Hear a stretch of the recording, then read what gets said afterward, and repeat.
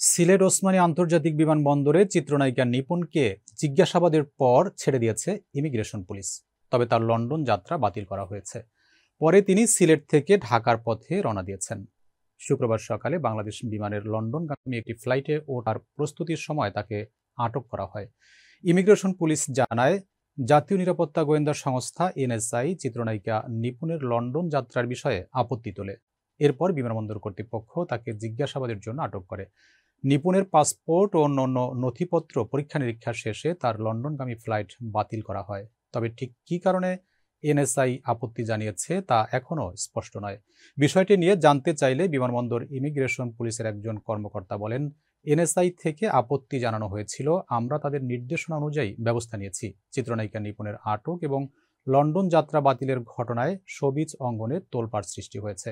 তবে এ বিষয়ে নিপুণ কিংবা তার পরিবারের পক্ষ থেকে কোনো প্রতিক্রিয়া জানানো যায়নি।